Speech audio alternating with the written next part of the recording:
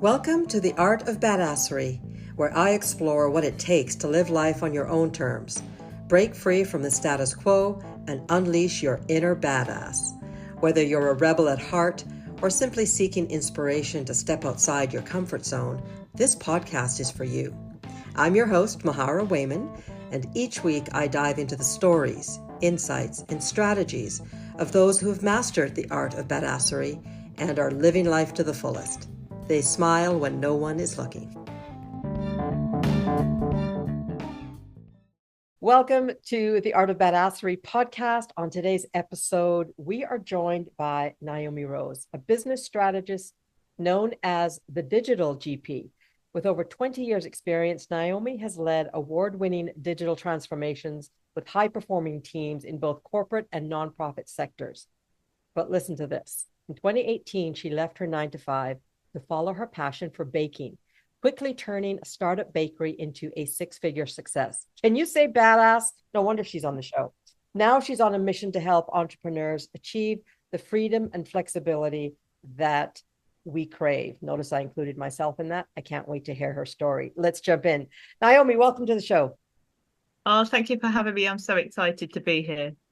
Ooh, we are going to have fun. So first off, I often open the show by asking my guests why they think they're badass. So let's get it from your point of view. Take us back as far as you need to go, but what made you think, ooh, I need to be on her show? Yeah, I just love the title. I think that's what attracted me.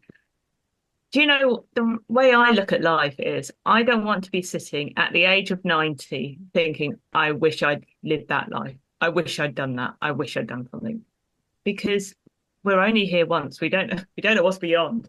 Let's be honest. We don't know what's coming next. Some people might have a belief, but I don't know what's coming next. And I don't want to be sitting there thinking I shoulda, coulda, wouldas. Do you know what I mean? I wanted to know that I've done everything I could. Whether I fall flat on my face doing it, at least I tried and I lived the life that I really wanted to live. So that's why I wanted to come on your show to say that if I can do it, so can everybody else. Okay, wait a second. Let's go back. When was the first time that you thought, no, I don't care if I fall flat on my face? I'm a classically trained musician. So I actually started in the world of classical musicians. You tend to start at a really young age. So I probably started my career about 7 years old. That's when I first started. I had a piano in my house my entire life. I've always had a piano. I don't know when I started learning music. I'm actually a cellist now, and it's quite a long-winded story as to how I got there. But I remember in a school assembly, I saw one of my teachers playing flute and performing on stage, and I thought, I want to be able to do that because that is badass. That is something I want to do. I want to be able to stand on stage and play and just captivate an audience the way I felt that day when I was sitting in that assembly. So that's what I did. And I went on to do that. And it turned out I ended up playing cello really because I had a really crappy teacher who told me because my teeth stuck out, I would never be professional. I was about 9, and my flute teacher told me that I would never be a professional flute player because I had teeth that stuck out. So my family, being the practical people that they are, thinking about my career in music at a grand old age of 9, said, okay, well, we're going to get rid of that flute teacher because clearly she doesn't know how to talk to children and encourage them. And I have seen musicians with far bigger disabilities and sticky out teeth be phenomenal musicians, may I just add.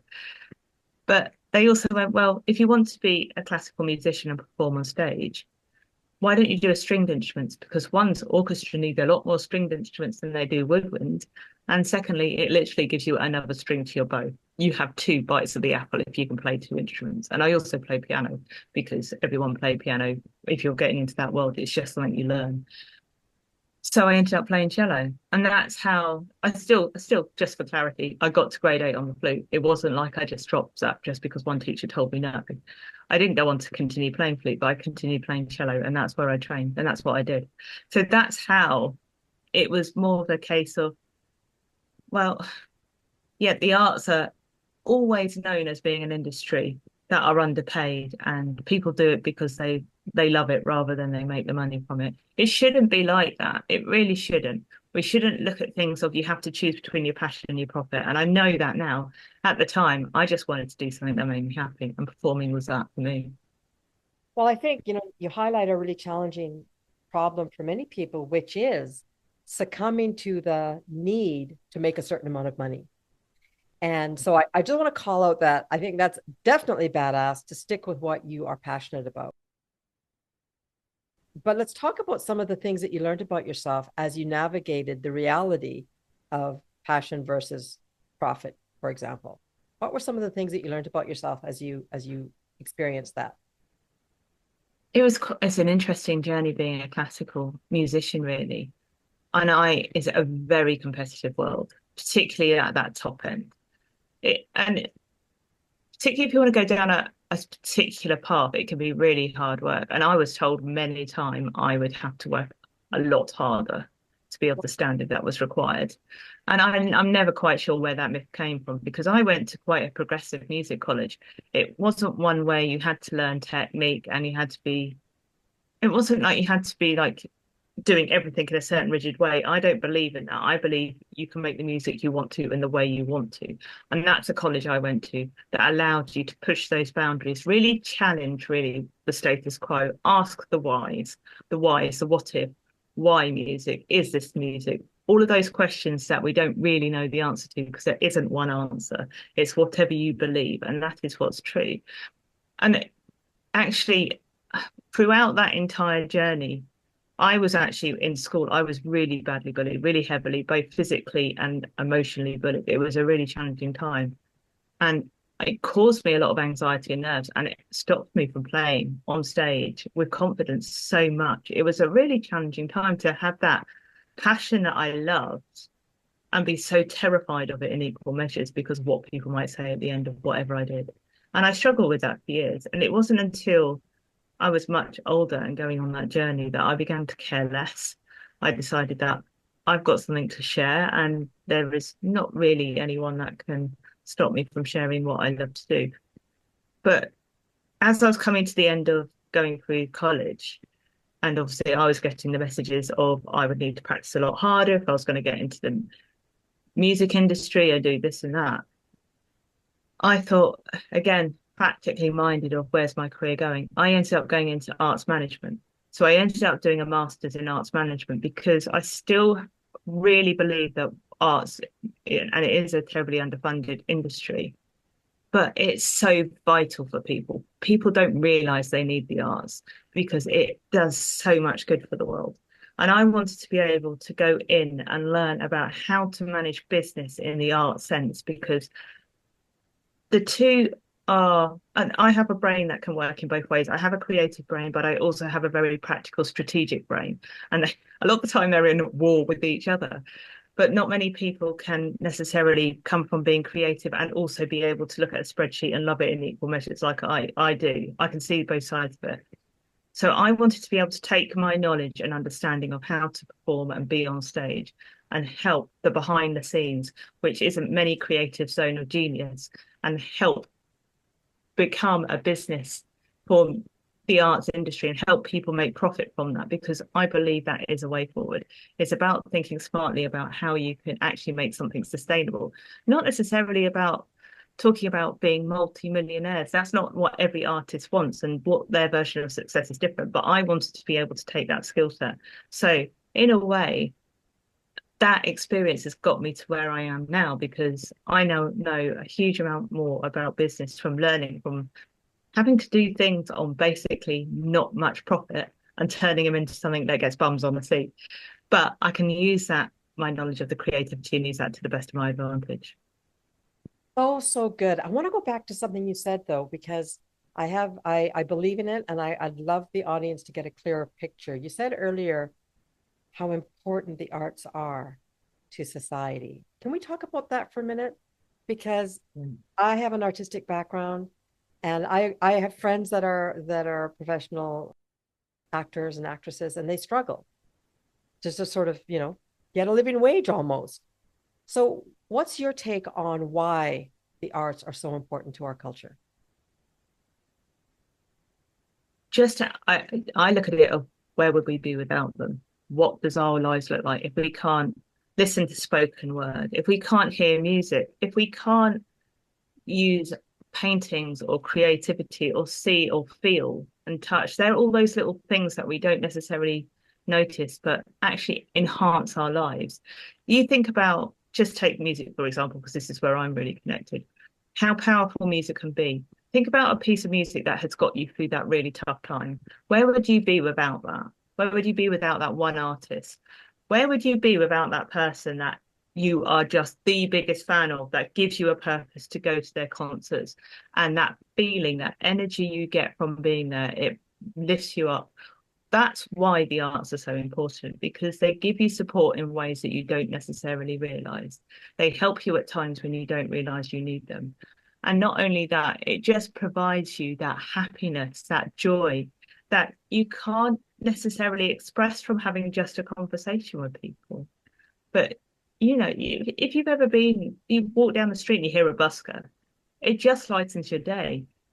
Businesses, if you go into a shop, the ones have music on, they have strategically chosen that music because it'll make you buy more. It's not there just for fun, it's there for strategic purposes.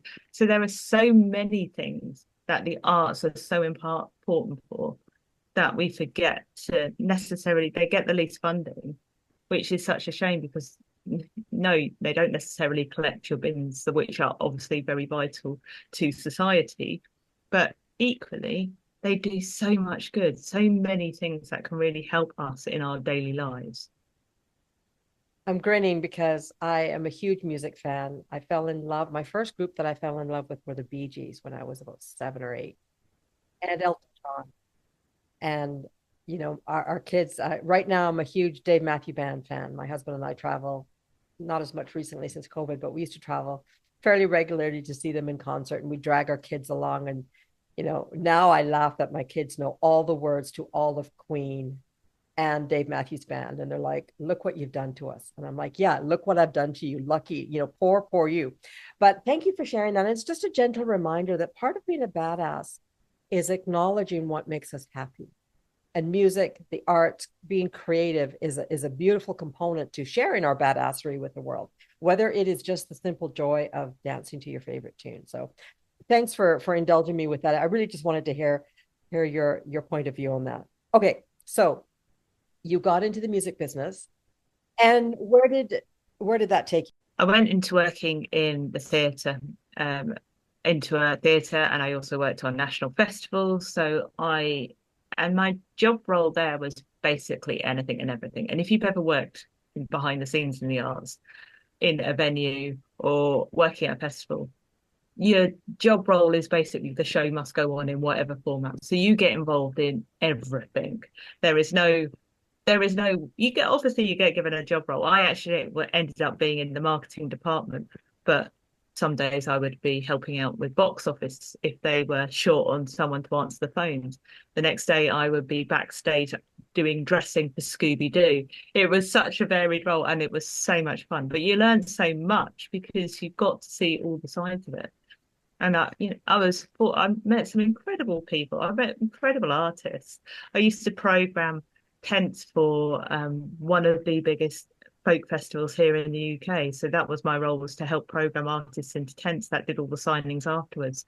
And can you imagine getting a chance to meet the artist that you have been following and just get them to sign something? It's just such a privilege to be able to do that. And not only that, I have the privilege of also meeting them and getting to know them, which is really fantastic.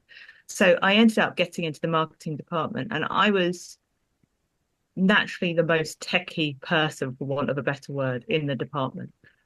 And I was given anything to do with digital, basically. That was when social media started to become, Facebook was more than just becoming about friends. Businesses were starting to see the opportunities. Marketing was then changing from being broadcast and paid for to this two-way conversation. You could see that the landscape of how marketing was going to work was going to change, and it was opening up opportunities. And I was then pushing the company that I was working with, to go, we need to be here. We need to be in these conversations because we get to hear on the ground of what people are saying and have a voice. Because before, you didn't have that. I used to stuff envelopes with direct mail letters for hours on end. That was my job. And then suddenly this little world started to change the way we had to think about things. how that opened up the conversation and how you had to be there to be part of it. But it also gave you that insight into really understanding who the people were that were buying what you were selling. It gave you that opportunity, which we, me as a marketer, it's like, we can actually really understand what's making them tick. What are the barriers that are stopping them to coming to a classical orchestra concert? Is it the fact that they never know where to clap? It will be those sorts of things that I could then use to help actually make it better for people and make it easier. So that was what I was doing at the time. So anything to do with digital marketing. And it kind of led me on to then working in the non-profit industry. So I went from actually being in music to working in the charity sector in actually wildlife conservation, which is a very different leap. But I've never stopped doing music just about. I'm still an orchestral player now. I play in 4 orchestras. So the music was never something that was ever going to leave. It's part of me. And I know when I'm not playing, I am very grumpy. They stop for the summer over here. I am absolutely ready to go back playing now because I've had my time off and I'm ready to go. I want to jump in here because you said a lot of things that are so juicy and so important. You're on the cusp of a whole new way of life when it comes to connecting with your audience. What did that transition teach you? You couldn't just broadcast your message anymore. I think that was a really key thing. Marketing was very much a one-way paid for system then. You could do free stuff, but you had to have a budget for every show. Every show had a budget. Any show that came through, unless it was going to sell out straight away, which some of them did because they were that high profile artists, you didn't need to market those because that was all they did it themselves. But some shows you had to be really smart about. So you couldn't just rely on the paid for stuff, and social media was free. This was what was genius. It was a free marketing tool, but you had to be in the arena, and people were still learning. I started it when groups existed. Pages weren't a thing. Pages didn't exist then. So I started in groups and then had to change it over to being pages. And I did that for that particular, there was 2 or 3 different events that I worked for. So they were split into different accounts, if you like. But it was that opportunity where we're going to have to think differently about how we market here. This was not just about what we'd been doing, the broadcast. This was about communication in a very different way. Okay. And that was what was really interesting. Yeah, no, absolutely. I'm curious though, did that understanding that now you had to learn to communicate differently and perhaps even initiate actual communication, which, as you said earlier, is a two-way street. I am curious if you applied that to yourself in any realm of your world. Yes, I do. I'm much better at it than I used to be, I think. And as a musician, you get used to being you get used to being critiques. And I'm not going to use criticism as a negative here. The feedback you expect is not necessarily positive. You don't necessarily get the hugs and the well done. You are going to be, when you're in the classical world, particularly, they are pushing you to do better. And you get used to hearing those harsh things that you don't want to hear. And some days you do take it personally. It can be tough. It can be upsetting. But actually, you learn that that's going to better you to help you later on down the line. So that's what was scary for some businesses, really. And actually being able to know that people can put their opinions in plain sight for others to read. Gosh, they could do that behind closed doors before. Now it's going to be on a public platform. I mean, this was before TripAdvisor existed.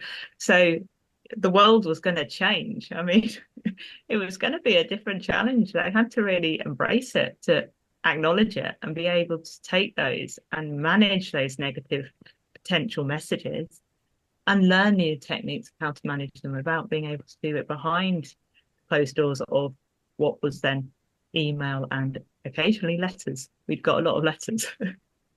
So good. All right. So where did you go next with your career? So I went into wildlife conservation, which was fascinating and much different. It was different in many ways because I wasn't just looking at one particular audience necessarily. There were several, because a lot of what I was doing was campaigning in government, and it was campaigning and lobbying to change laws. So sometimes the audiences that I would be working with and managing campaigns for wouldn't necessarily be people that are just going to go and enjoy nature. They were probably people of decision making level that needed to be influenced. And this was before social media roles really existed in companies. So social media was part of those companies, but they weren't necessarily at the forefront. And I was obviously very savvy and social. So I became one of these first social media people in those companies, and I would deal with the large scale campaigns. So I would deal, when you're dealing with social media, anything and everything goes through you because you were the voice of the organization. So in my tiny little window that seemed very small, I had the biggest voice because some of the channels were huge, they were massive. And then you would get stuff trending on a regular basis and things would go viral. These were all the buzzwords that seemed to be coming out at the time. And there were various different challenges that were going around here in the UK that we wanted to be part of. So I went into that.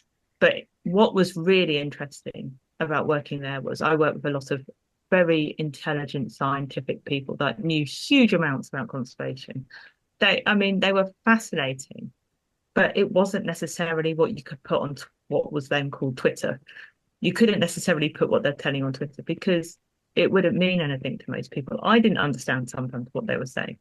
And some people would say, well, you really need to learn this. And I'm like, no, I don't, because I know social media and I am the buffer between getting the message out there and translating what you're telling me to get it out there. So if I don't understand it, they aren't going to understand it. And you can be the most technical, intelligent person in the world, which is absolutely necessary. But unless I get the support from the people that we're trying to talk to in the right way, they aren't going to engage with this. So that is what I'm here to do. I am the translator of what you're doing to make sure that people support it. So that's where I kind of learned a lot about how to communicate to the audience in the right way. What were some of the biggest things that you learned? Again, I'm going to bring it back to you. You've gone through some big changes already in your career, but what's something that you learned maybe through tough experience in that role that you think contributed to your being badass or feeling badass? There were some really challenging campaigns, and there were, at the time, we were doing big stuff. There was big rebrand work going on. There was huge campaigns. There was elections going on here in the UK, which is, in a charity point of view, quite tricky sometimes because you can't be politically biased. And when you're trying to lobby government, it's very hard not to do that sometimes. So some of my challenges and some of the things was, how do I get the right message in the time into 140 characters that isn't going to get this organization into trouble? And that was often the challenges that I met, because it wasn't just about who was watching outside, it was who was watching internally. So I didn't need I never got anything approved. What I was writing never got approved because they trusted me to do my job. So I was actually in a very privileged position to be able to do that. I'm pretty sure most organizations won't do that in the same way now. They would probably want a lot more higher ups doing the sign off. But then it was that simple an operation. I created a plan. I created the messages that resonated within the brand goals, and I would put it out there. And some days I would be terrified because these channels are big.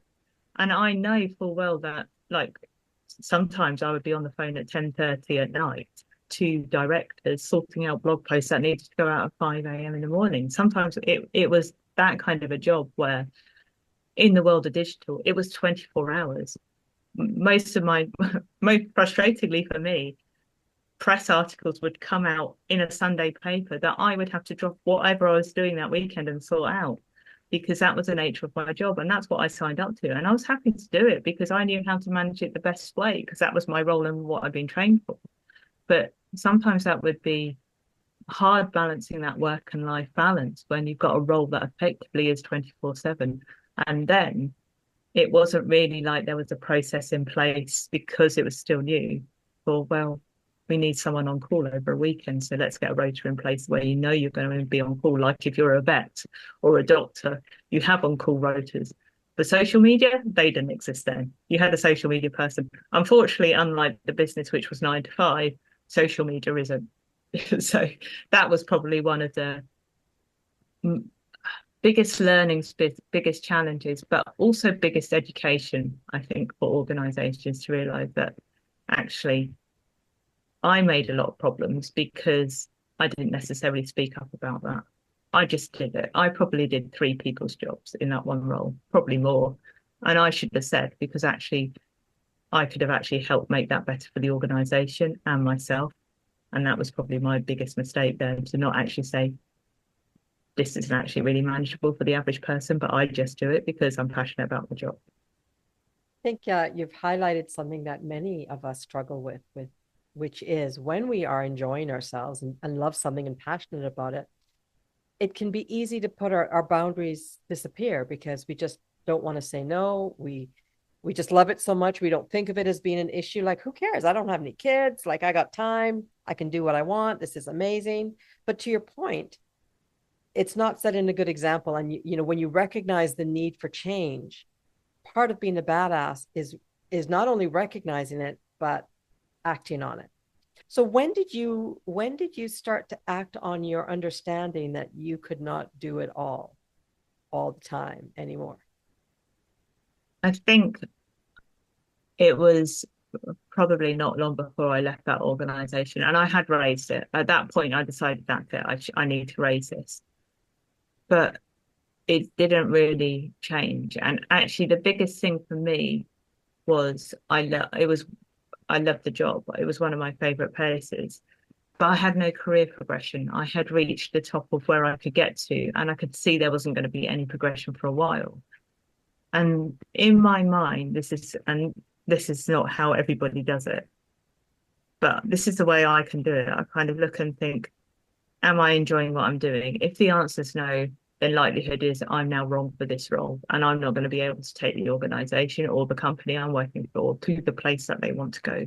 So I need to leave, whether that's, and some of my best friends have come from that organization. So I have got some great friends that was a result of that organization and still are great friends of mine because that's the way we work. Again, a bit similar to my previous job. The show had to go on. There was some crazy campaigning stuff that we had to do, which meant we just had to come up with the wildest ideas and make it happen. And we did. That's what our jobs were. We did. That was where we did. And we got, it was great results from it. But there was a downside, which it was the time, it was the energy. And actually, it was such a all consuming job.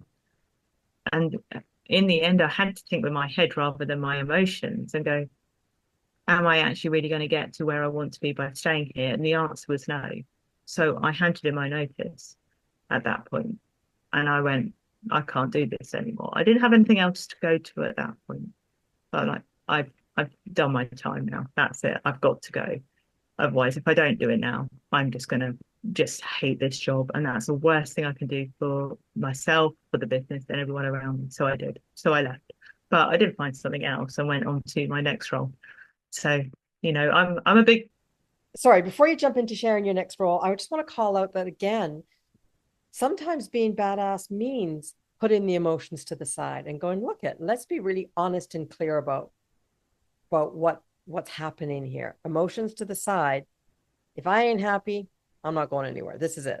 And it's not good for them either. So I just wanted to highlight that does take a level of badassery for sure. So, okay, you jumped into another role. Mhm. Tell us about that real quick because I want to hear more about what made you decide to open a bakery. Yeah. Well, I jumped into a role and I knew it was going to be very different for where I'd been. And I ended up, for the long and short of it, I ended up managing a social media team, but then I actually went on heading their digital team. So I actually managed their whole digital team, which was such an insightful job. But also, I was like the gatekeeper of anything digital in the entire organization. There was, I think, 2,000 people in it. So it's big. And the channels were big and the websites were big. And I'm talking like 80,000 pages big. It was big. Everything was huge. And like I had 50 social media channels that I was responsible for. That was the scale of how it was managed. But everything came through my team because in the world of digital, everything goes through the digital team. Anything that the organization does, digital is the shop front wherever you are. So we knew everything and we worked with everybody. Everybody knew who I was. And often I was the gatekeeper because I had to protect my team from the sheer volume of work that had to come through and work out which ones were the most important things to do because there's always more work to do. So it was a really interesting role to work there and do that. But I was beginning to think, I don't want to work for someone else anymore. I want the freedom of doing what I want and not working the 9 to 5. And I was also traveling quite a lot because I did get to work from home quite a bit then, but my office was 45 minutes away. But I was also working nationally. So some days I would, some weeks I would be in one end of the country, the next day I'll be in the other end. Because obviously being digital, I had to get out and meet teams and help them with their digital stuff. So I just like, I want to do something for myself. And this is where the love of baking came because I'd always loved to bake. And I actually handed in my notice a year before I actually left the company. That was, I was like, I'm going to leave. I know I'm not going to stay here, but I don't know what I'm going to do. But I'm going to leave because I need the fear. Yeah, I don't want to have to come back.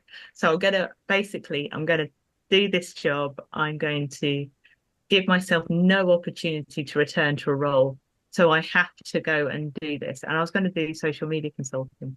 That was what I was going to do. I was going to be a consultant in digital and social media. And then I found this incredible building in my local town, which was disused and derelict. And they started renovating it.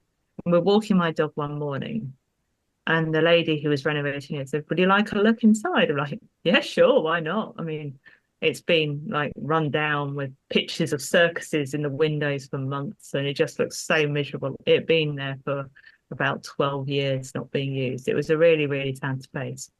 And you walked in, and I mean, it was exactly as you'd imagine. It looked awful. But underneath all of the grime, because it'd been a nightclub and then an amusement arcade for about a year, was this beautiful 1920s parquet flooring.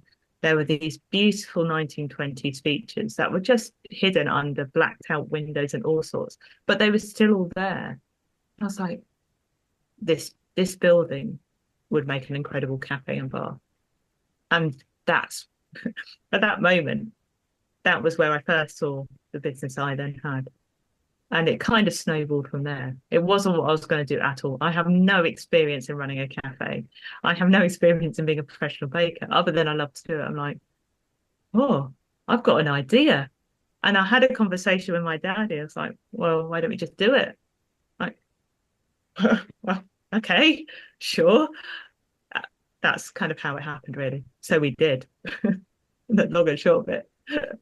Oh my God. You just one day walked in, had an epiphany, and went Yeah. for Yeah. it. Okay. Yeah. And so, yeah, that's what we did. Fast forward a little bit. How much did social media play in the growing of your business? Massive. It was huge. It wasn't because I knew how to bake, was why I started it. It's because I knew how to build a brand, how to build a business strategy, how to project plan, and how to market. That was what I knew I had. Those were the skill sets I knew I needed as a business owner to grow a business like that. It was the visibility. Without customers, didn't matter what I sold. I could make worst cakes in the world, but if I didn't get them in there, we'd never know about it. So that was where my skill set was. Or I got to jump in. Who did the baking? I did some of the baking. I also then had a team of people. So I had a head baker, I had a head cook as well. Well, they were kind of like a duo. They came together, but they were both the people in the kitchen that were the beating heart of getting the food out. I learned a lot from them, but we worked together. It was collaborative. I might have earned the business, but they had knowledge and skills that I didn't have. So I learned a lot from them, and they were a big influence in what went on the menus. And oh, I thought menus would be fun. I didn't realize the operation behind writing a menu because it came down to stuff like, right, okay, how much stock do we need in the fridge? Do we have the space for it? Do we have the space to serve it in the kitchen? How quickly can we get it out to customers? That is the actual what influenced what went on the menu. But will people buy that? Are we able to get it out on time? How slowly can we go? How quickly can we go? So that was where their experience really helped me. So I learned a lot from them. But again, learnt what we were going to do together so we could be consistent. Consistency was going to be key. And it's the same with my front of house stuff. I didn't know how to make barista coffee. I'd never done it before. So I had a machine that helped take a lot of the legwork out. And I was very much about being ethical and using local community businesses, local businesses. So the coffee that we had was hand delivered by my roaster who lived 10 miles away. So he came in and he would bring the coffee beans every week. But he trained myself and staff. And then my front of house team, I had a front of house leader there. They were the ones that trained me and trained the team. So we could get that consistency, because it's no good going into a coffee shop and getting a different coffee every time. That's not what you go for. I've ordered the same coffee for years, years and years and years. I get grumpy if it's not the same every time. I want that familiarity. So that's where I think working in a collaborative way and thinking outside the box. But the one thing I had that people couldn't do was get the business in front of the right customers. So that was what I knew was key. And how long did you have the business for? 5 years. So yes. What made you sell it? We opened the business in 2018. So it's about 15 months before COVID. So we had gone through, the first year was, I planned for the worst case scenario. What I didn't plan for was the best case scenario, which was a big mistake because I had to treble my staff very, very quickly. I didn't expect to be that busy because I planned for what we're going to do. What is the absolute minimum we need to make to survive? That was the wrong tactic because I had to change my strategy. What I realized when we went into COVID and I had to actually re-strategize completely because the world had changed and what the strategy I had when I opened wasn't the right one anymore. And actually, it gave us an opportunity to get rid of all the crap that we didn't want to do and actually focus on the stuff that really, really worked. Was that I needed to think differently about the staff I had. I maybe threw more people at the business because that was what I thought I needed to do. When you actually sat down and looked at how it was working and how the operations could be more efficient, and I did this with my teams, they were fully involved in all of this. It was like, okay, this is what's going to work and make us smoother, make us better, and make us more agile, which is what we needed at the time. So we went through all of that process. And during COVID, I crowdfunded a bakery as well. So we then added the bakery arm onto the business, which won Britain's Best Local Awards in just 3 months after opening in 2021, which we're completely blown away from. But then what happened was, sorry, in 2022, but then the cost of living crisis hit. And that was a real challenging time for hospitality in the UK. We'd also got the war in Ukraine and Russia, which meant that getting stock and things like flour literally went from 3-day delivery times to 14-day overnight. And you've got to bear in mind, I was what we called a micro bakery. So really, we were a small entity. So for the big, we used really good flour, but we were small fry in their eyes. And they obviously their priority is a bigger company. So I'd be running around trying to find 20 to 25 kilos of flour every night about 10 o'clock. So my bakers had time to come in and do the baking in the night. But of course, the world was changing. Stock costs were going through the roof. Energy costs were going through the roof. And the one thing that was really the cash cow in the business, the stuff that made the money was the bar, because people used to come into the bar. People could live without cocktails, and lockdown had shut us down for probably the best part of a year to 15 months. And the bakery helped kind of manage all of that through until everything went up in price. And I was like, I can't pass that on to the customer. There's no way I can start charging £10 or $10 for a loaf of bread. It's just not going to happen. I can't do that. And I can't see another way out of this that doesn't involve cash flow investment. And this is not a problem that's necessarily going to solve itself in the next 6 months. So I had to make the difficult decision to close. And that was because it was the right decision. And I know since then that in my town, particularly, there have been other businesses that have also closed subsequent to that because it was just the nature of the beast. But what at the time, obviously, it was heartbreaking. It was a really, really difficult time. But I didn't want to let everything I'd learned from that experience, and I've there were many days where I was flying by the seat of my pants. I had no idea what I was doing. I really, really didn't. I didn't have mentors because I couldn't find anyone that really understood the hospitality industry or was willing to share their experience because it's all such secret society. Um, so I wanted to take all of that and do what I do now to help other business owners be able to do something they're passionate about. Because what's the point of me of having done all of that amazing stuff and learning so much to then just leave it locked in my brain and going back and working for someone else? I don't want to do that. I still want to work for myself. I want to meet new business owners, existing business owners, and help them create the right strategies because so much of what we were doing at the cafe was correct. It was just, unfortunately, we can't beat a global crisis like that. And I was arrogant to think I would ever survive that. So I think you've touched on another component of being badass that I think is worth highlighting, which is it's badass to know when to say no enough.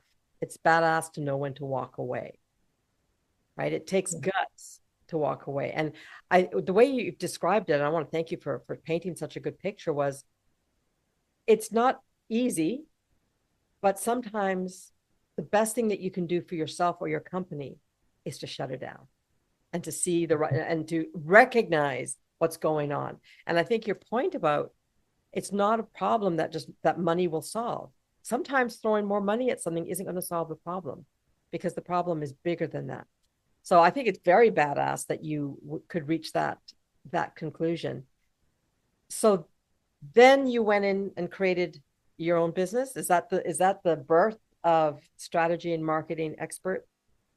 It was, but it actually started as a bit of a different guise because I'd actually gone in specifically to help hospitality businesses, and I set up the company called Baking Boss, and I launched a podcast called Baking Boss Kitchen Secrets, and this is going to be a book one day, so this is a sneak preview.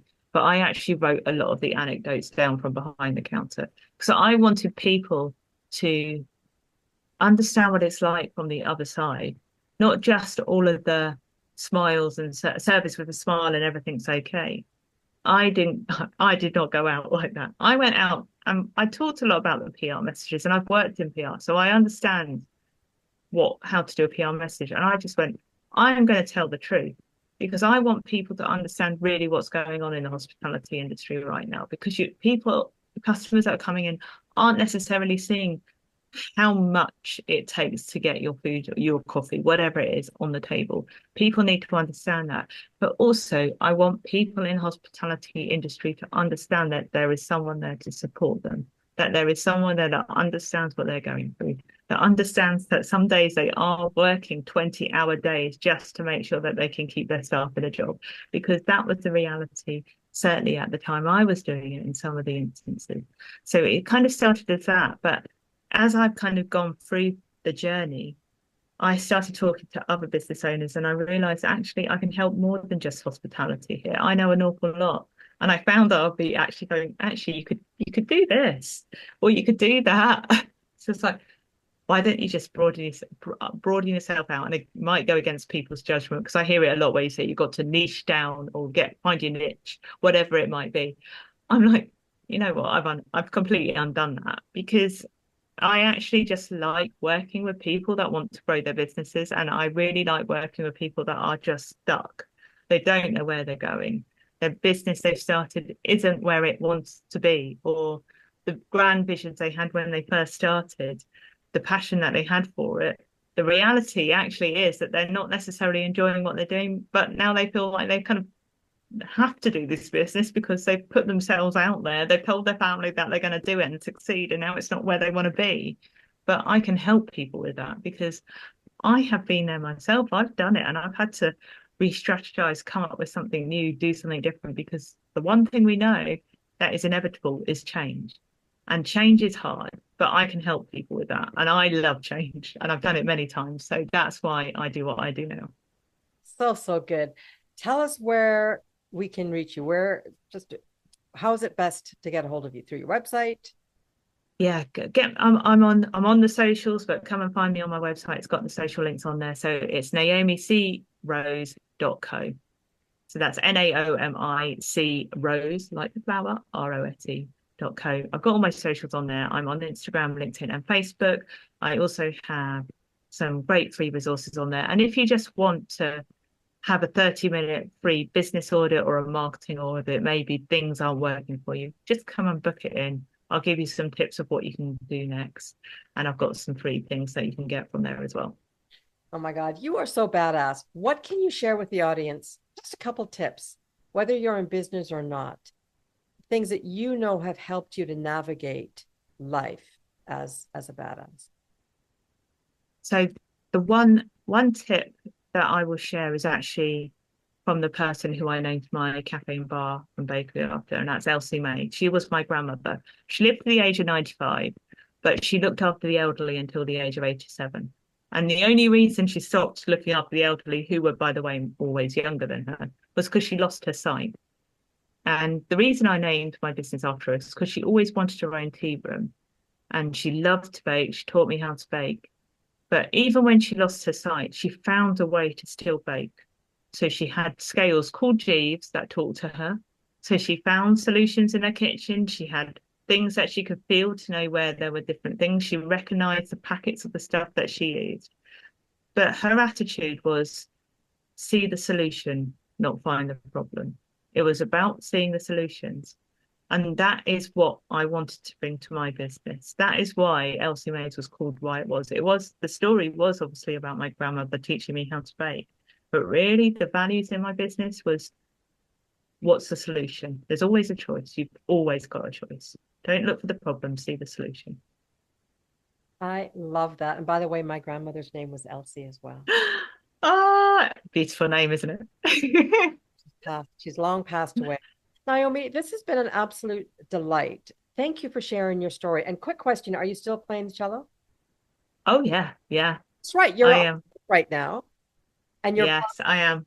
4 orchestras. Yes, yeah. I can't wait to go back. We start again in September, so it's going to be great. Fantastic. Well, I wish you all the best. I want to thank you again for sharing your story. And guys, check out the show notes because, of course, all of her links are going to be there. My name is Mahara. This has been The Art of Badassery. Special thanks to my guest, Naomi Rose. And we'll see you next week on The Art of Badassery. Thanks for tuning in to another badass episode. Your support means the world to me. So if you enjoyed what you heard today, don't forget to like, share, and rate the episode on your favorite podcast platform. Your feedback keeps the badassery flowing. And hey, if you're ready to unleash your inner badass and conquer whatever life throws your way, why not book a complimentary badass breakthrough session? Just click the link in the show notes to schedule your session, and let's kick some serious butt together. Until next time, stay fearless, stay fabulous, and of course, stay badass. This is Mahara signing off.